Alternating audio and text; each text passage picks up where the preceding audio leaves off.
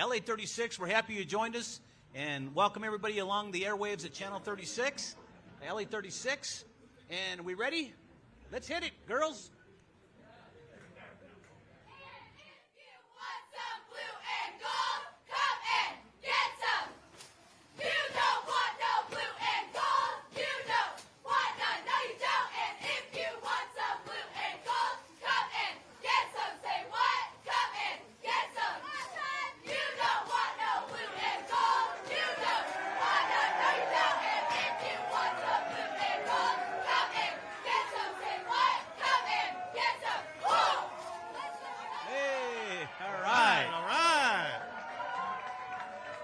The Eagles are in the house, Bob. Good stuff. All right, they were the game of the week last week against Beckman. Yeah, against Beckman, man. A wet game for everybody. Woo. And boy, did that just wreaked havoc all throughout the southern section, the LA City section the other night with the rain, Bob. Big time. No, it was a steady, heavy rain at times, a steady rain the entire night.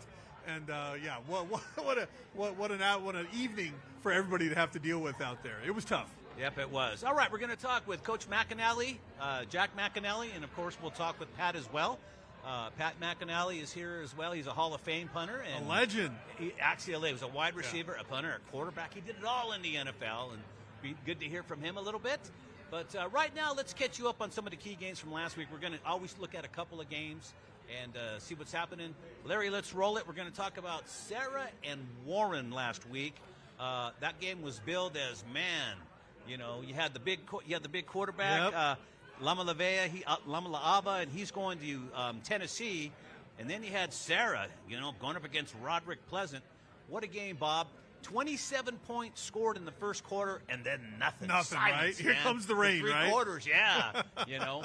But, So, big win for Sarah because they needed to get back on track, right? A couple of tough losses early Yes. on. A lot of people talking about Warren with the big quarterback, but how are you going to throw the ball in that kind of a rainstorm, right? In our game of the week, we saw Calvary Chapel have some problems with their passing game as well, so everybody across the board was having trouble throwing the ball. Well, the funny thing was on the winning score, which was Pleasant, Roderick Pleasant, you know, he's the fastest guy in America right now in high school. He's run like just almost ran a sub-10 in the 100 meters. I mean, this guy flies. He actually fumbled the snap, still picked it up and went 90 yards for the score in this one. And why, oh, why would you kick it to him? You know that's not the guy to kick to. You try to keep the ball out of the hands of those guys, but they still do it, right? to him. To him. They think if you got the right kick coverage, you'll be able to tackle him. He buffed it and everything. He still went 90 yards. It was a blur. But congratulations, Sarah, on the winning track. For Warren, back to the drawing board. Lama La'aba only threw 6 passes, completed 6 passes in that game, Bob. So tough night for Warren. The conditions were terrible. Here's a shocker. Well, maybe a shocker. San Clemente defeating Corona Del Mar. Now, San Clemente went up to a 20-0 lead by halftime. I don't know when Corona Del Mar has been handled that way. It's been a long time. Been a while, right? That Corona Del Mar program has been so good for so long, but so has San Clemente. So I think with that, I talked about it last week, right? We talked about this.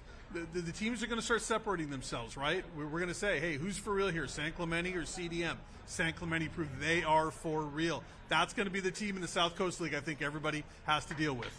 You know, it was a contrast in style. San Clemente had 252 total yards. Corona Del Mar had 251. So it was close. Yeah, and of course, San Clemente rushed for 159 yards. On the other hand, Corona Del Mar passed for 243. So, man, you talk about contrasting styles in that one. Congratulations to San Clemente. We're going to talk about more of them in just a little bit. Let's continue on to some of the crosstown rival matchups real quick. Mayfair-Lakewood. This was the Milk Bucket. I don't know why we don't have it underneath, but they played for – this is a crosstown rival game. Both schools are in Lakewood. They play – this is the Milk Bucket game. Mayfair continued – because that used to be all pasture land. Right, of course. Yeah, it was a bunch of farmland, and that's so why Mayfair keeps the bucket. Yeah, Mayfair keeps the bucket. And the funny thing is, these schools are so different. You know, Lakewood High has 5,000. Flipping. Anyways, Lakewood High has about 5,000 kids in it. Mayfair probably has 1,800. Yeah, right? Yeah. So really different there. So just an interesting matchup there. West Covina, South Hills. Let's not jump the gun on those. West Covina, South Hills. The score was actually 42-0, not 33-0. This one was Kings of Cameron. The Kings of Cameron. Now, what this is, Bob, because Cameron Avenue, they're both located on Cameron Avenue. So this is the Cameron Avenue ball game, and they got bragging rights for a long time. South Hills ran the show over there. I was going to say, it's been a while since this kind of a score happened, right? South Hills has really been good for a long time. West Covina, that's a big win for that program. Yep. I think when Bechtel left there, I think that's when things went crazy. Right, when Matt Bechtel was there. Yeah. So anyways, there you see the final score, 42-0. We got it right there. Kings of Cameron for another year. All right. Continuing on, let's take a look at the Smudge Pot Bowl now. Bonita and San Dimas up in the San Gabriel Valley. Reg Miller used to love this game. I was just going to say, rest in peace, Reg. Super Sky Point to Reg Miller up there. He loved the cover in this game every year. Bonita and San Dimas in the Smudge Pot. He talk about this one all the time. We didn't even know what a Smudge Pot was. All right. Let's take a look at the games of interest now. Santa Margarita, ranked number 39 in the country, will take on Los Alamitos, number 57. I got to tell you, this one's going to be good. Forget Los Alamitos' 2-2 record. Let me tell you who they played. They lost to American Heritage, ranked 12th in the country, and they also played Basha of Arizona. They are the big division state champ, and they're ranked 32 in the nation. I still got big questions about Los Alamitos. I don't know what they are. I don't know how good they are, but we're going to find out this week, aren't we? Because Santa Margarita, a real Trinity League power. I think they're the third best team in this league. And they're going to come in. If Santa Margarita handles them, then I think Los Alamitos has really been overhyped. If Los Alamitos can win this game or at least stay competitive, then I think that's the real Los Alamitos right there. Well, Los Alamitos has played more quality games, so they're going to be ready. They'll be ready for Santa Margarita. Everybody likes Santa Margarita, and that's fine. They should. They're doing very well right now. But again, Los Alamitos played that tougher schedule. I don't know if Santa Margarita will be undefeated playing Basha. Well, they might not. American Heritage. They might not. You're right. Yeah. All right. Continuing on. Let's see. We have the No Love Club Bowl, and that's what this is. Sorry, we don't have a heading on that, but this is the No Love Club Bowl. Edison 4-0 against San Clemente 4-0. I got to tell you, man, Edison's beaten L.A. Venice. They beat Lusinger, Orange Lutheran, and Palos Verdes Estates. Those last two games are quality opponents. And for San Clemente, they got wins over Oceanside, Torrey Pines, La Costa Canyon, and Corona Del Mar. Now, the Corona Del Mar game has weight with me. Now, I love this matchup, right? Because both teams 4-0. Edison's got big wins. San Clemente has big wins. I think this is two of the top powers in Orange County. Didn't forget Orange County. Two of the top powers in Southern California facing off in this one. I love this matchup. I can't wait to see who comes out of this as the winner, because that's going to catapult that team, I think, onto some big things this season. Can't wait to see that one. That is the biggest non-parochial game out there. By far. Big game is CIF this week. All right, let's talk about some news items now, Bob. The game that everybody's dying to see is going to be, of course, Mater Dei and St. John Bosco. Correct. It's that way every year. National championship implications in this ball game. Now, for some reason, I don't know who reached out. It might have been Bosco. They want to play the game at SoFi Stadium. I guess the Rams and the owner, the powers that be over there, are considering it. Right. But today, Mater Dei came out and said, we're not going to do it. They're not doing it. They're going to stay home. They're going to play the game at Eddie Westfield. Now, I understand the prestige. It's a prestigious thing to play at SoFi Stadium. No high school has done it yet. However, I kind of side with Mater Dei and Bruce Rollinson on this one. I'm sure Bruce had the final say in this thing. Yeah. And, let's face it, Bosco's supposed to be the top team this year. Why would Bruce change up? I hear you, but just the opportunity to play at SoFi, right? We have the two best teams anywhere, right? These could be the two best teams in the nation. Why not put them in a stadium, befitting that, right? Eddie Westfield, we've done this, we've been there, right? It's still not big. We're not going to fill SoFi, right? But we could put a pretty big crowd, I think, in SoFi. And the fact that I think more people would come to watch this game if it was at SoFi. Just the thought of it being on that field. What a chance to take so many great athletes, put them on that professional field, and let them do their thing. I'm disappointed in Mater Dei. I understand why they did it. It's a home game for them. They didn't want to give it up. I think if it was Bosco's home game this year, and it will be next year, so we might see it at SoFi, but I think Coach Negro, his statement today was, hey, we would have loved to play that game at SoFi. They were ready to do it. So I think if it was Bosco's home game, we definitely would have seen it at SoFi. But a little disappointing, but I can see where Mater Dei trying to play a little gamesmanship, keep that game at Eddie West Field and keep that home field advantage for them. But I think it's a missed opportunity for everybody here that we could have played this game there in a big time stadium. Bob, I've had many great high school coaches along the way. Kenny Such from Paramount this comes to mind when he had to play Los Alamitos in the finals, and they had went through everybody that year. They were underdogs in every game. They wiped the planet with everybody. They even beat Mater Dei that year. And so when John Barnes from Los Al called Ken Such and said, hey, we want to come out before the game and shake hands. We do this in all our games. Right. Shake hands before the game. Ken told him no. We appreciate the fact that you do that. We're not doing it. We're not going to change anything we do that week. We've won 13 in a row. By doing what we do, there's no way we're going to be shaking hands with you. And they didn't do it, and Paramount blew them out. It wasn't even close. I get it. Mater Dei is the number one team. They have, it's up to Bosco to come in and prove that they're now the best team, and they might be able to do it. Bob, but Mater Dei wants to do it at their home field. Everybody seems to think that Bosco's going to be the number one team in the country this year. They're going to beat Mater Dei. I say we got to play the game, man. You got to play it. I put Mater Dei as a pretty decent favorite in that game, but we'll see. Bob, they still have to play the game. Exactly. I still don't fault the Monarchs for doing what they did. I would keep my home game. Keep my fans. Bob, you know what it's like trying to go to SoFi, Inglewood? No, you're right. On a Friday. Then it's why that's a 7 o'clock game. And it's why they're not doing it, because you're right. The whole routine would have been out the window. You should have seen the traffic driving up here just today. 100%. And today's only a Wednesday. There's I understand nothing going on but this show tonight. But I still think it's a missed. I think everybody would have just loved to have seen that opportunity to see them there. All right, let's get off it. Let's get off it. All right, so a couple of contrasting stories. So Cabrillo High School in the Moore League had to forfeit their first 4 games. It's the best start they've ever had, 4-0.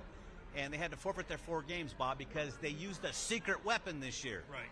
Unbelievable. The secret weapon was a 13-year-old kid. Right. Can you believe it? I mean, he probably stepped on the field for like PATs or maybe kickoff or something like that.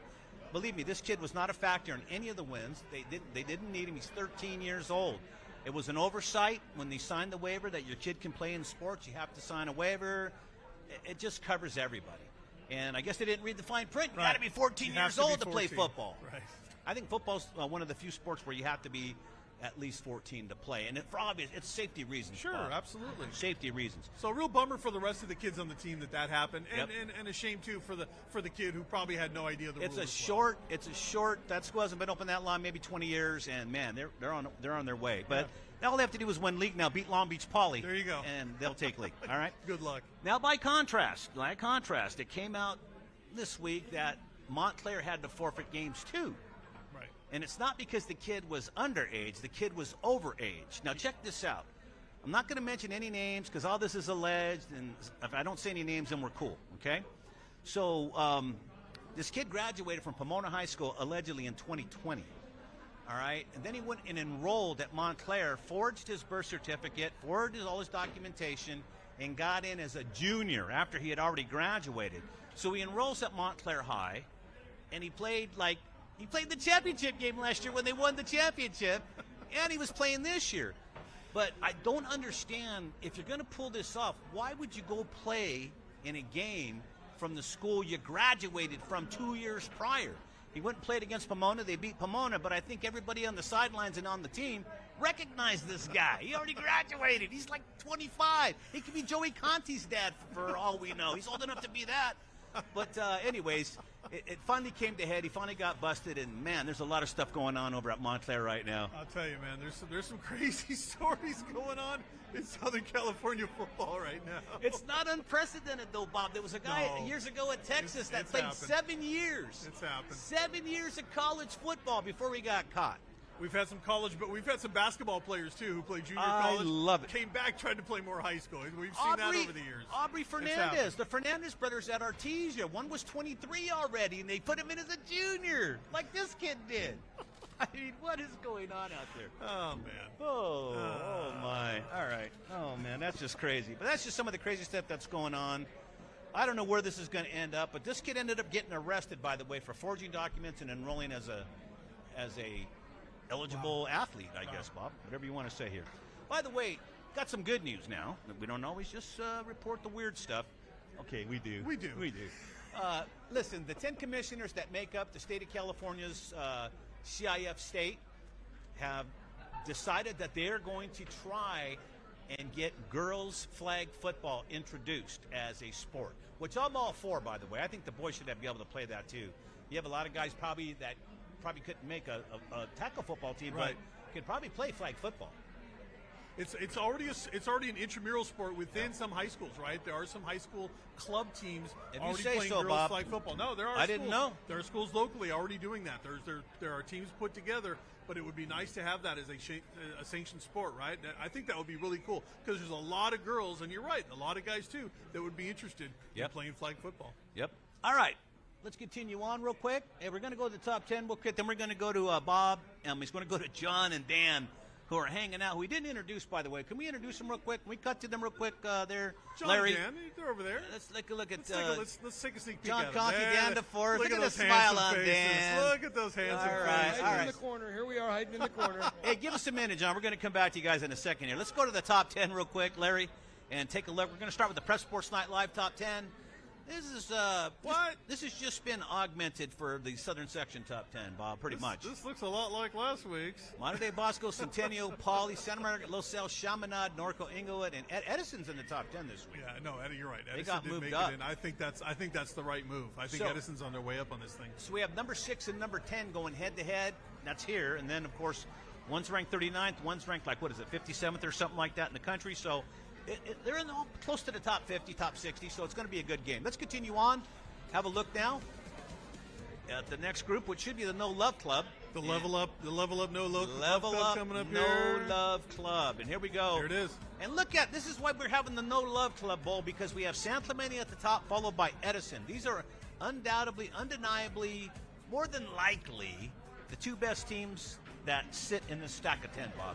For sure. Tell me I'm wrong. No, for sure. Those top two teams right there, you could say it's 1, 2, and then a big drop to 3 through 10, right? That's how good those two top teams are. Absolutely. South Coast Conference and the Sunset League, man, those are big schools, and they don't mess around when it comes to football. Then we have West Ranch, Cypress, Oberlin, and now we have some new people here now in the No Love Club. Diamond Bar, Norwalk, and Ayala all cracked top 10 this week. Good to see them. All undefeated. All these schools are undefeated. All right, let's continue on. Take a look at the national picture real quick, because the national championship goes through Southern California, has for the last decade. Mater Dei, Bosco, and Gorman in the top 3 spots. Gorman's only loss was to Mater Dei. Then you have Chandler, Central Florida. Central, who beat IMG Academy, and that's why they're up here at number 5. St. Thomas Aquinas, not quite playing the schedule they normally play, but they are noteworthy. Buford, Georgia, Westlake, Texas, Chaminade, Florida, and then Corona Centennial, whose only loss, again, was to Mater Dei. And look at Mater Dei.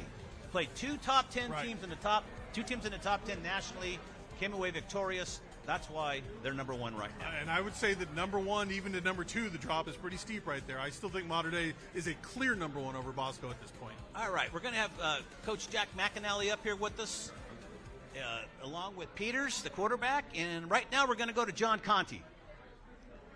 Dan and I hanging out over here on the side stage. We have a secondary stage here at Rock and Brews, and just wanted to give a quick shout out to our sponsors. I know we're going to get to our sponsors later in the show, but guys, we can't be here without our sponsors. We are Prep Sports Media.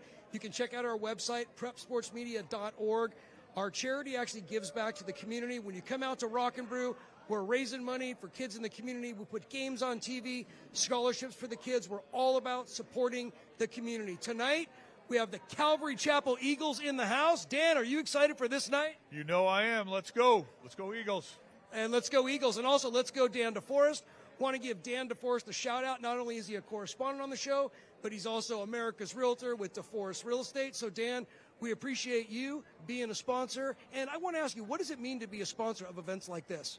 I feel really fortunate. It combines my 2 favorite things, selling real estate and football. So, I mean, how could it get much better than that? That's right. Thank you so much. Doesn't get much better than football. So we got a ton of sponsors to thank throughout the night. But right now, we're going to send it back over to the main stage. We've got Rich Estrella standing by, and he's got the 2 gentlemen from Calvary Chapel. Over to you, Rich. All right, thank you, John. Appreciate it. Thank you to our sponsors once again. Joining me now on the set is Matthew Peters, the quarterback for Calvary Chapel, along with his head coach, Jack Mcinally. And now we're going to talk to some of the brain trust over at Calvary Chapel.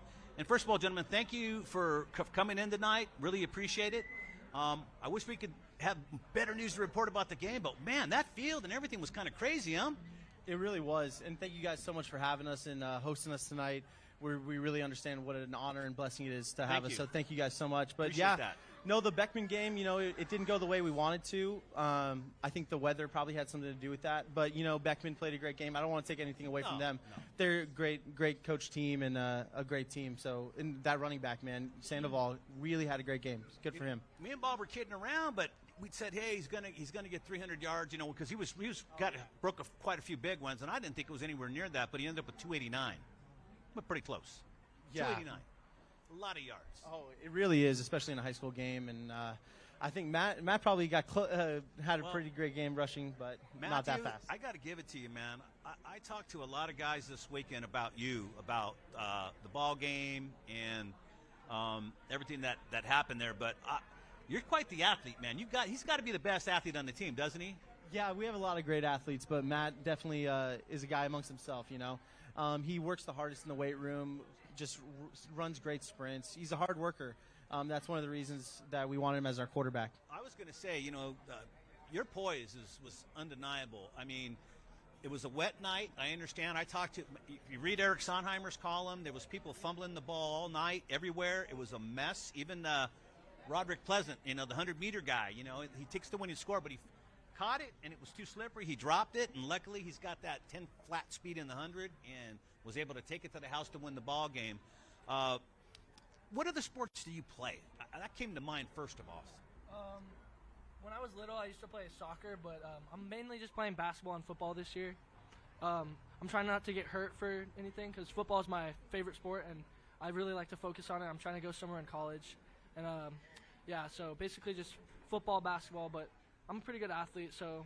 Well, your basketball ability came into play on Friday night, I'm sorry, last week, because your ability to leap up high, grab the ball with one hand, I mean, that's a basketball move. I don't care what anybody says. When you're playing basketball, passes could come from anywhere, from anybody, anytime on the court, fast break, still, but, your ability to focus and actually move your team was pretty neat to see. Coach, what did you talk to your players about after that game? I think it's a lot of the small mistakes. We unfortunately had a fumble on the goal line, and that would have put us in the lead at halftime. So did Beckman. Yeah, so did Beckman. No, you're right. Even Sandoval fumbled. Yeah, I know, even Sandoval fumbled. Yeah, but I think a lot of it is, as the season goes on, we're a really small team. Right. So it's getting conditioned, and it's really hard to simulate game-like situations in practice. But, I think our guys are doing a great job in practice, doing the best they can with scout team and getting in condition. Coach Brandon Perez, our conditioning coach, is really doing a great job. We're really honored to have him. He's one of the Calvary legends. But, yeah, we're really lucky to have a great strength and conditioning program. Let's talk about being a small school, because your enrollment's under, 450, 400? 450, yeah. It's a small school, which doesn't allow you to have a lot of depth. You probably share a lot of athletes with every other, program. Like he's playing basketball as well.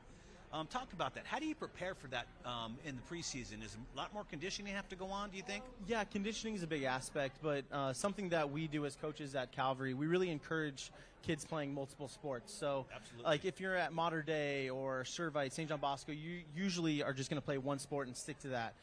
Being able to be a small school, it's a privilege to be able to play football, basketball, or baseball. Wrestling's a big program. We really encourage as coaches that we want. I was just talking to the baseball coach today. We want our kids playing multiple sports. Absolutely. If you look at the NFL today, a lot of these NFL players are dual sport athletes. That doesn't mean that some of them don't just stick to one sport, but a small school can also be a blessing that these kids have great experiences in high school sports. I've been doing this for a long time, and I've been in a lot of coaches' offices, and I've been in a lot of junior college coaches' offices. I remember one time sitting with Frank Mazzota, and I think it was Tom Osborne came in, Nebraska coach. And this back in the 80s or the 90s. And the first question he asked Coach Mazzota was, what other sport does this kid play? He didn't care about he already knew about his football prowess, but he wanted to know what other sports he played. And if you talk to anybody out there in the know, any recruiter, any scout, they always go after the athletes that are multiple sport athletes, because you learn different things, you use different muscles, fast twitch muscles and stuff like that. and it all comes into play on the football field more than any other sport. No, I completely agree. You know, my dad was a two-sport athlete in high school, and Matt's definitely a football player on the basketball court. But yeah, a lot of our players play football, baseball, football, basketball. We don't really have a ton of three-sport athletes, but Right. the two-sport athletes really prevalent at our school, especially with football and baseball. It's just a natural cycle, basically. You prefer football over basketball overall? Definitely, yes. Good answer, Matt. Right in front of his coach, man. Yeah, but there's nothing wrong with that, you know. Like I said, you know, you learn a lot of things differently on the court. So why don't you talk about your team, talk about some of your teammates, man. You must be having a lot of fun with these guys along the way. Yeah, I love them. We're all really close friends because, like you said, our school is really small. So Right. a lot of my teammates I have class with every day. And yeah, we're all my wide receiver, one of my favorite targets, Charles. I've known him almost my whole life, probably 9 years. So we got some good chemistry going on there. Nothing wrong with that, man. We got some good chemistry. And then this is actually my second year here, so definitely I'm new. Sure. I'd say I'm pretty new to Calvary, but they're a lot. I love my team. We're all friends. We're all super close. Coach, during the pandemic, you know, we talked with Coach Davidson at Western. We talked to some of the players about what did they do during the COVID business. The guys couldn't work out, you couldn't meet. Were you able to keep in touch with the kids and get them working out on their own at all? Yeah, I think Calvary was a unique circumstance. Calvary's a big corporation that really allowed us to do a lot of different things, you know, during the pandemic. But, you know, so we had some COVID restrictions that really hurt our senior class. And in doing so, a lot of our seniors ended up quitting football. So it really hurt with our senior class. But after the pandemic, we've really been able to grow the program back to the way it was. You know, our senior class, I believe we had like 4 or 5 guys. But our junior, sophomore, freshman class, we're getting bigger and bigger. And we're trying to grow this program as best as we can. Well, it is pretty tough. And I heard that from a lot of other schools that they did lose some athletes. Due to not being able to work out. They found something else to do. Some of them just, they lost interest in it simply because you sit out. It's important. You got to keep the teams together. You guys got to be working out and focused. But everybody handled it a little bit differently, and it's just interesting to see the spirit and when the kids finally came out, they're doing well. Everybody's having a good time, like you had mentioned. Let's see. We have you guys ready over there? We got some more of your teammates you're going to talk to. Right. Let's go over to Dan Davidson. Hey, Dan DeForest here. I'm with Coach Josh Cummings from Calvary Chapel. Hey, Coach, being from a small school, what are some of the challenges you face as a defensive coordinator? Basically, it's first of all keeping things simple, so these guys don't have to think on both sides of the ball. Another thing is we're thin. We don't have a lot of numbers. We don't have a lot of backups, so keeping these guys conditioned during the week, conditioning for 6 quarters. So that way they're ready to play on Friday nights. What are some of the off-season conditioning programs that you set up for your players? We're running through every drill. I'm a big guy on urgency. So everything is upbeat. No walking anywhere. We're always on the go. And so this year, what are some of your standout players on defense? One of my favorite guys is Gavin Gayassi. He's a good ball player. Like, he's turned into a football player, and I'm excited to see him keep growing. Charles Sparks, Luke Huffman, Elijah Ponce, Nathan Nieves. I'm sure you'll talk to those guys later. So, and how do you keep them going, playing both ways? Man, that's tough. That's the hardest part, honestly, about being at a small school is if you fail on offense and you have to turn around and go play defense. But I'll try to flip that on them. Like, you messed up on offense, you get to go redeem yourself on defense, or vice versa. So that's a big thing. That's a great philosophy. Okay, thank you, Coach. And good luck on the season. Thank you. Back to you, Rich. Thanks, Dan. And don't call me Davidson again, right? We said, let's go to Dan Davidson, and I seen Dan start looking around the room looking for Davidson. All right. Hey, let's take a quick look at our sponsors real quick before we transition to the next. And getting guys ready for the wing contest, the wing eating contest that's going to go on. I want you guys to sit here, and I want to find out who's going to win this thing, man. Who's your most menacing wing eater? Let's put up the graph and take a look at some of our sponsors for tonight. These people, without these people, we're not here. Of course, Rock and Brews. right here where we come from live every Wednesday, 7 p.m. Come out and join us. And they are a big-time sponsor of Prep Sports Media, and they support high school athletics in general. All right, continuing on, we should have Rheem tankless water heaters and Rheem products, period. The new degree of comfort, Rheem. And then we're going to talk to, we just heard from Dan DeForest. Dan DeForest Realty sponsoring Prep Sports Night Live here in Orange County. And then we have Modern Woodmen securing financial futures of nearly 750,000 members since 1883. I'd like to thank Elizabeth Beltran and all the good people at Modern Woodmen. Lighthouse Escrow, also taken up with them, Dustin Stevie, been doing a very good job supporting Prep Sports Media. We also have Level Up, the Cycle House in the city of Costa Mesa. We want to be a 10, man. You got to get up there. You got to level up. Go up and see the people there. Of course, Suzuki motorcycles and ATVs engineered for the unexpected Suzuki Motors. And, of course, finally, Life Design Financial, our buddy Scott Warner, who, by the way, Scott, we got Pat Mcinally in the house, and he was quite the basketball player and still has records in Orange County. I know your records are big, but I think we got a man who outdid you. But we'll have a little talk about that later. We're going to have a debate on the air. Anyways, I always like to tease the basketball guys. All right, we're getting ready for the contest. I'm sorry. Okay, we're still going to banter on. They're still getting ready. They're going to put the chicken hats on all these guys.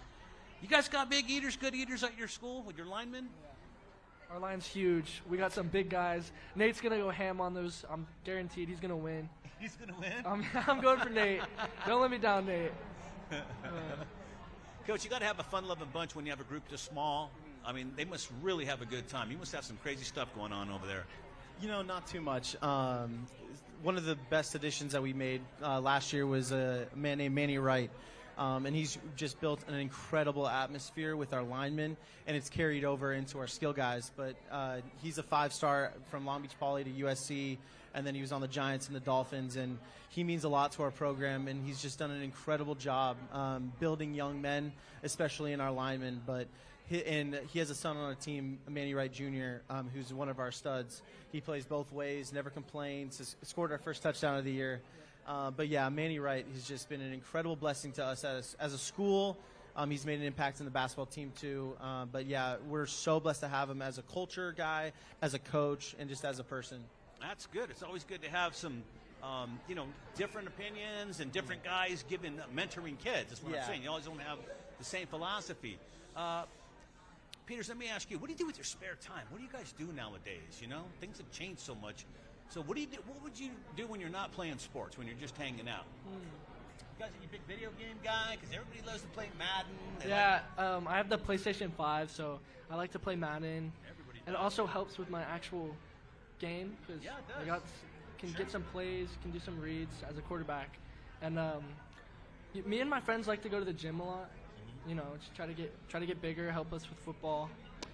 I actually have an electric bike that I like to just ride around. It's kind of like a stress reliever for me.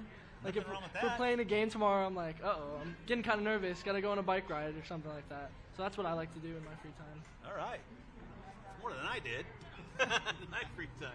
Hey, let's go to Bob Gibson. Bob Gibson's standing over here. He's got somebody hanging out with him. Bob. Yes, I do, Rich. Thank you very much. Here with senior Luke Huffman.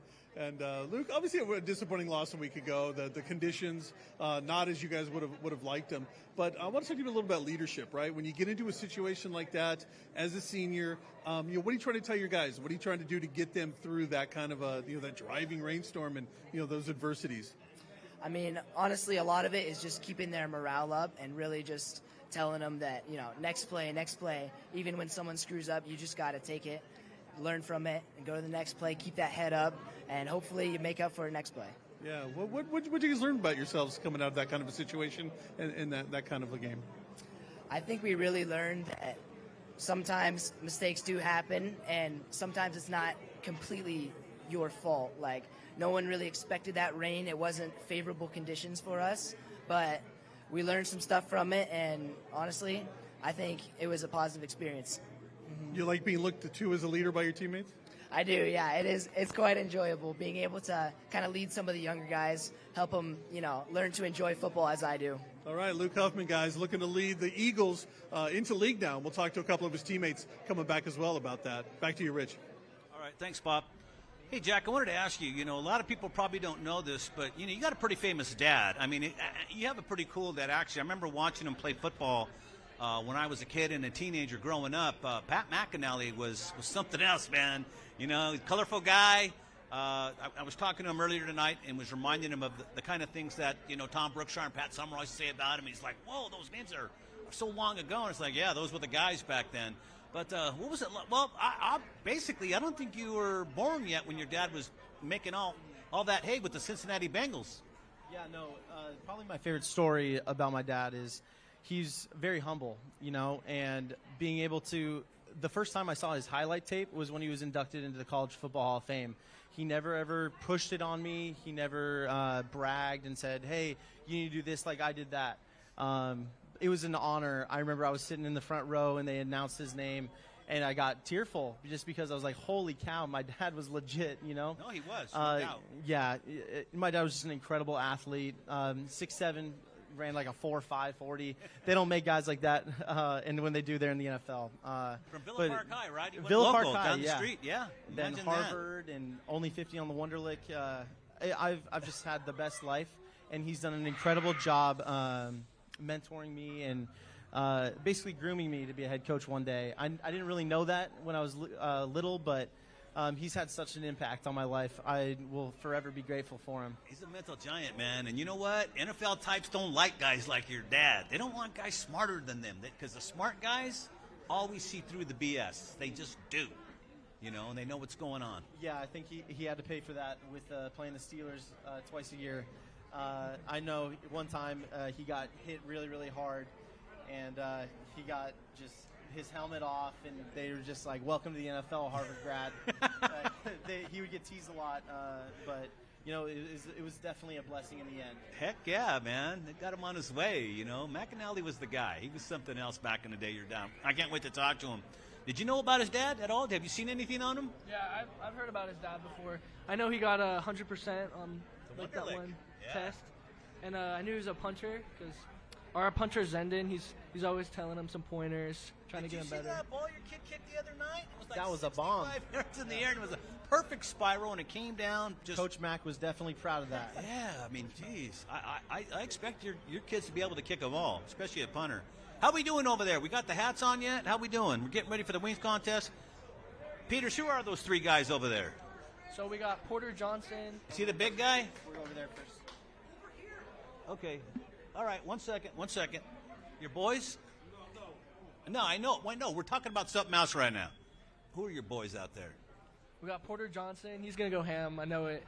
We got Noah, and we got Nathan Nueves. Noah, looks like your boy Porter's going to swallow Noah up. You might be mistaking him for a wing, man. Are you kidding me?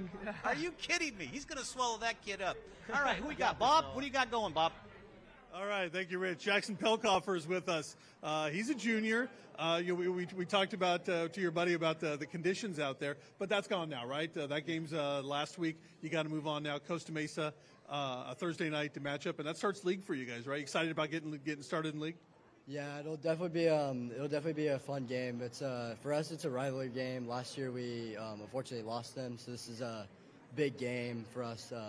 Just one thing I preface with our team is that we had our preseason games. We move on from that. We learn from our mistakes and we move on, and we just try to win the games ahead of us. So. Yeah, obviously, faith is a big component at Calvary Chapel. When you guys get together as a team, what kind of things do you guys talk about? What kind of things keep your head straight and keep you moving forward?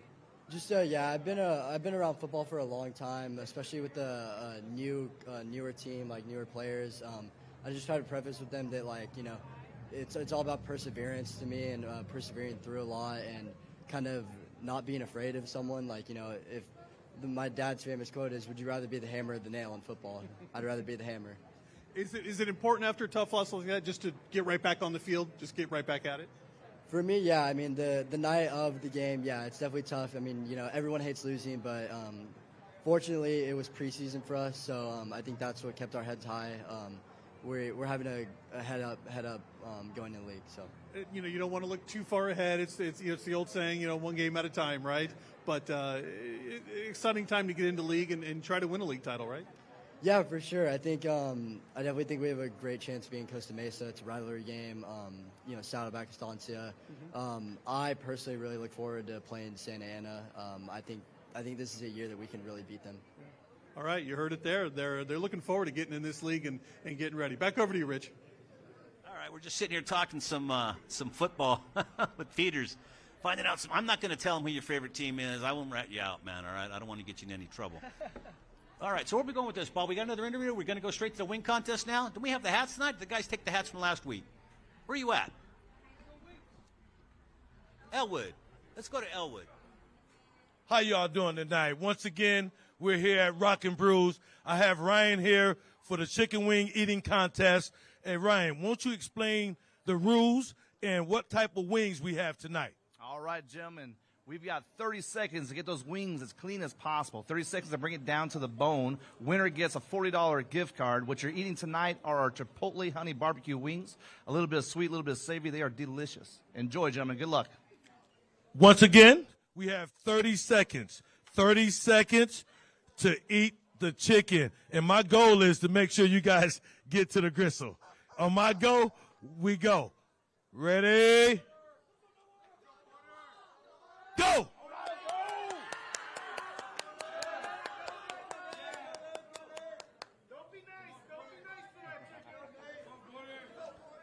21 seconds. 15 seconds. Oh, yeah, you got to get to the gristle. You got to eat all the chicken off the bone. You keep working. 6, 5, 4, 3, 2, 1. Time. Okay. I need to bring my ladies. Young ladies, please, I need you to examine the chicken and let us know who you think the winner is. Here you go. Right here. Talk to me. Right here. That one. Yeah. Okay. We have a final. We have Nathan Neves. Yes, he wins $40 to Rock and Brews. Let's give it up to Nathan. Let's give it up to Calvary Chapel. Let's give it up to your parents. Let's give it up to Rock and Brews. Thank you very much, Ryan. We appreciate you. Back to you, Rich. Hey, what happened to the chicken hats, the rubber chickens? What happened to all that stuff, man? I can't believe it. We don't have it tonight? Oh, man. All right. Of course, we just had the wing eating contest. We have it every week here, Rock and Brews. Get some of the linemen in there. I thought the little guy was going to be in trouble there, Coach. I don't acknowledge it. If they don't have it all over their faces, they're not serious eaters, right? Come on. They're too neat. Absolutely. All right, joining us on the set right now, and we'll get our director back because we could switch over. Is joining me now is Pat Mcinally, and a lot of you old-timers out there might remember Coach Mcinally here. Pat was with the Cincinnati Bengals back in the 70s, and when did he retire? In the 80s at some point, right? That's right. 11 years. 11 years, man. 86, I retired. 75 to 86. Pat Mcinally, I remember I was telling you earlier, Coach, that I totally remember like Tom Brookshire and Pat Summerall talking about you on their show they had every week on, and they'd be calling games, and you're kind of a rowdy dude out there, huh? Well, it was an adjustment. I was very lucky because I broke my leg in the college All-Star game. Remember that one? Yep, they used to have that against one. the world champion Pittsburgh Steelers. And I probably wouldn't have made the team, honestly, but we traded Charlie Joyner, who's in the Hall of Fame, and Chip Myers retired, and I was lucky to make the team the next year because I was behind Isaac Curtis. Right. Great all-time Santa Ana. Yeah, so I was lucky. We had a great quarterback. My coach was Bill Walsh. And then we had Kenny Anderson at quarterback, so it was great. Those are some great times, man. I'll tell you. I missed that college game, by the way, when the college would play the pros. I used to watch those religiously. They were a lot of fun. Let's talk about your after professional football. At some point, you ended up coaching in high school. Talk about that transition. Yeah, I would have never thought I would coach football, but I was at Jack, who you spoke with earlier, he was at Brethren, and he was in 8th grade, and their offense was toss the ball to the running back, and then the quarterback led through the whole blocking. Oh, no. So I decided, he's a drop back passer, threw 60 touchdowns in his junior and senior year. So he was a great player. But I didn't want to coach him. So I got this guy, Ryan O'Hara, who's now the quarterback's coach at University of Florida. I mean, he was we were lucky to get him at Brethren. He coached Jack, helped him develop the offense, which Jack's taken and expanded on. And so it was a really great relationship, being able to coach the team, but not necessarily him. Now, had you ever coached before? I'd only done some receiver as an assistant coach, but I never planned on ever coaching football. Yeah, it's tough at the high school level because you have a lot of responsibility, and rightfully so. You're dealing with young men. You're basically molding them. So, it does take a certain temperament. I don't think I would have made a great coach until I hit about my 50s, and then I think I was calm enough to where, I can offer some good advice and take your ego out of it. And it's tough. I think we're lucky because I was worked a lot with sports medicine doctors. Right. And so Jack has always had a big respect for doctors, and we take ourselves out of the equation. We have a trainer and a team doctor, and that's who makes decisions. You don't make decisions as a coach, I don't think, because you have too much of a vested interest. Safety of the kids is utmost, and the development of the kids off the field. Now, I'm sure you thought this through. This guy's a Harvard graduate, went to Harvard. Okay, nobody. It's funny, in the NFL, nobody respects the Ivy League, until there's something that needs to be done, like a contract or something like that. Then they go to the guys.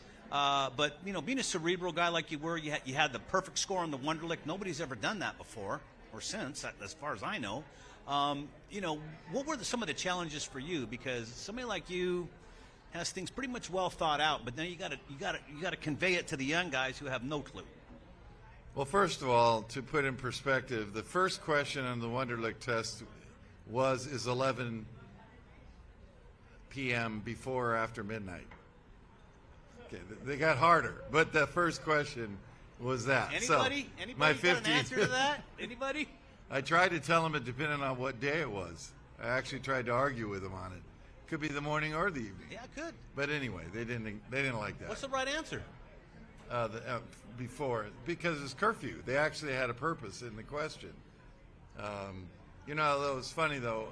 I once was at the Rainbow Room in New York with NFL big press conference, and the general manager was legendary for the New York Giants. Was a legendary guy, George Young. Yeah, I remember George Young. And he came up to me and he said, "Mcinally, just so you know, that 50 hurt you, because we don't want him too smart or too dumb. So that hurt you. It cost you 3 or 4 rounds in the draft." And it really did. And we talked about that right now on the air. I was talking about it with Jack. They don't want smart guys. You guys think. They don't. They don't. Well, they want it in certain positions. Quarterback, for sure. Hey, Bob Gibson's got another interview right now standing by. Let's go to Bob.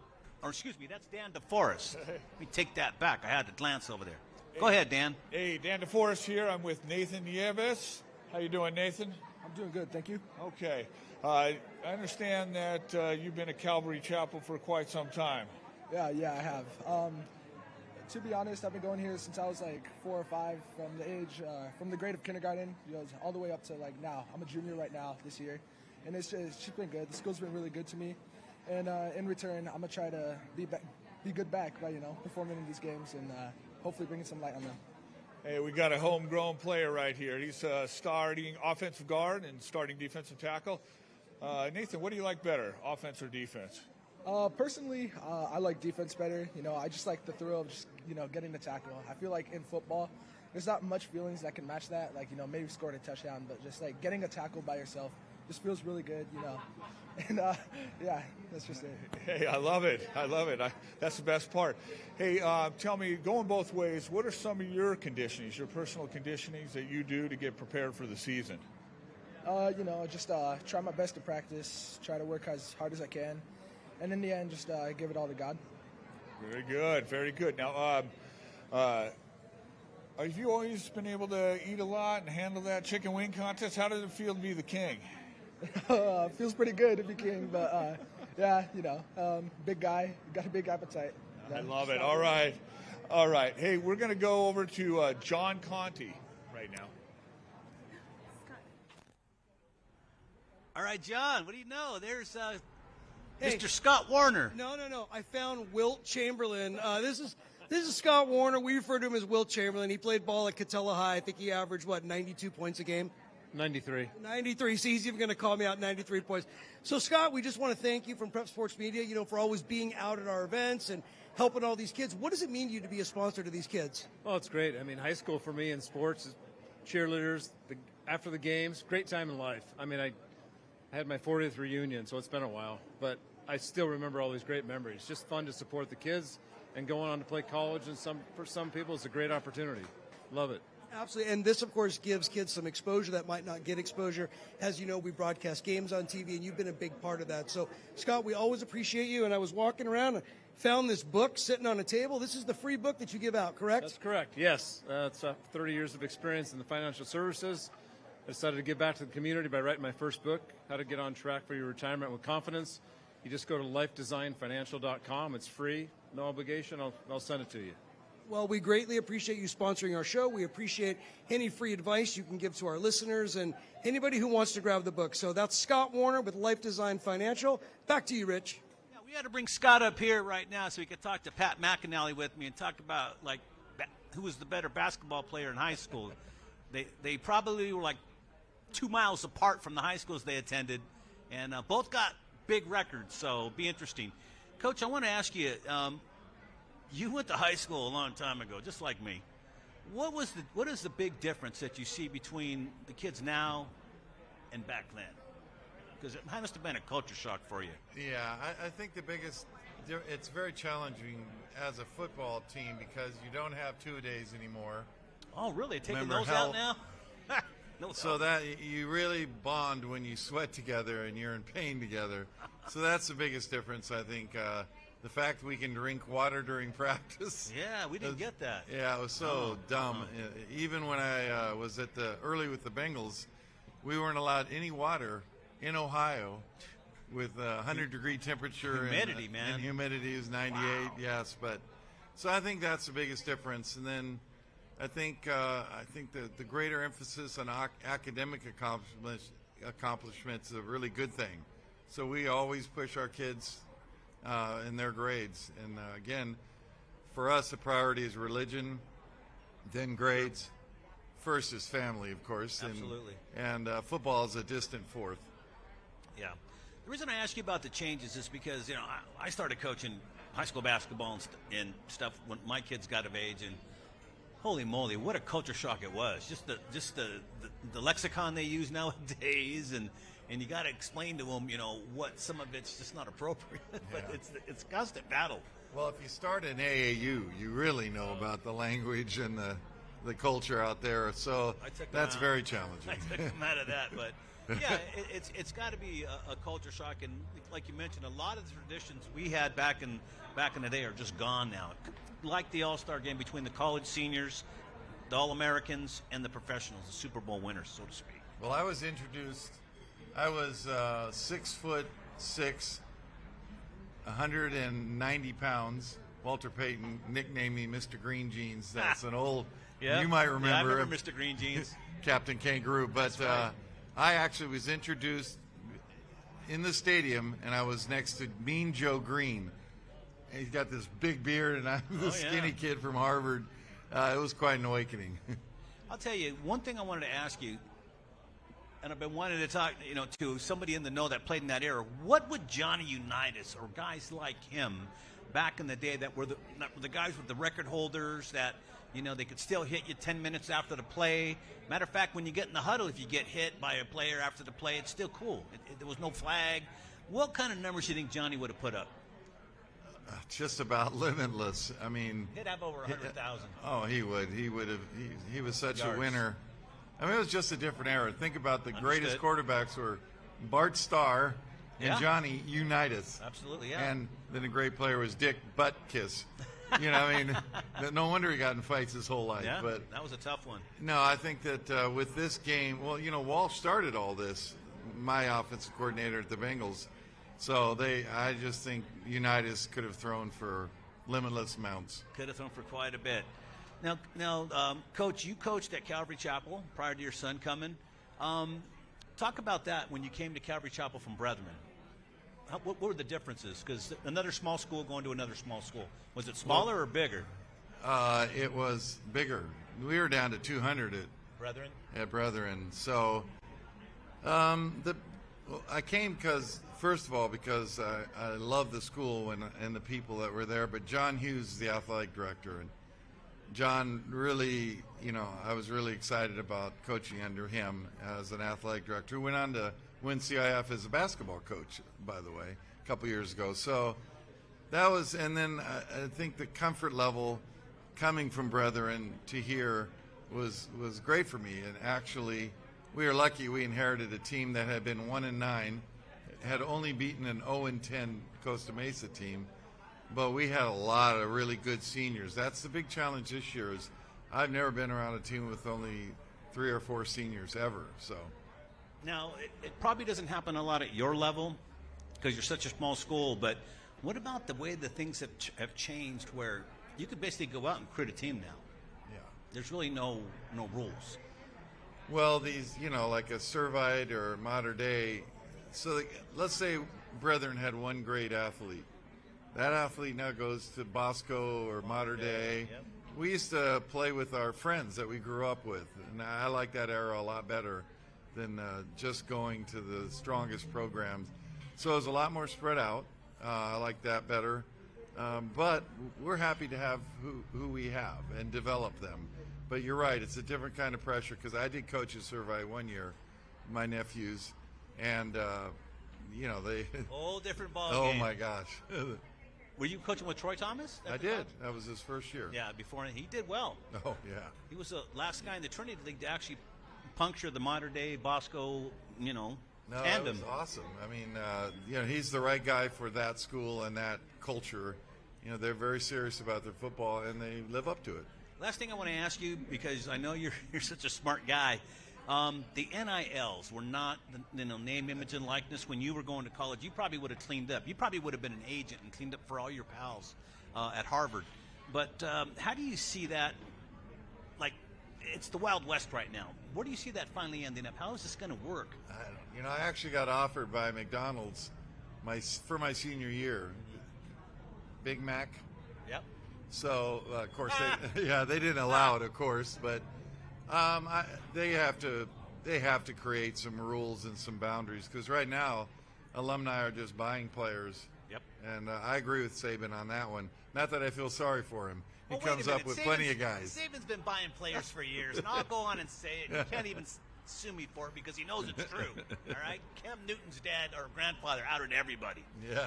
Anyways, I'd like to thank you, Coach, for finishing out with us. I'd like to thank, of course, Jack Mcinally and everybody that showed up tonight for this edition of Prep Sports Night Live. I'd like to talk to you again sometime at length about your career. Hall of Famer Pat Mcinally joining us tonight. Right now we're going to go out. I believe we're going to be taken up by the cheerleaders, right? Okay. Elwood, go ahead. Hold it real quick. On behalf of John Conte, Bob Gibbs, everybody. The Calvary Chapter cheerleaders, they hype earlier. I'm waiting for them to finish tonight. Let's go, ladies. Show me what you got.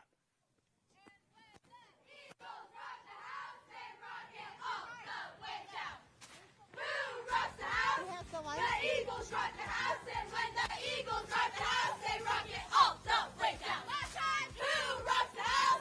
The Eagles rock the house, and when the Eagles rock the house, they rock it all the way down. Where? All the way down.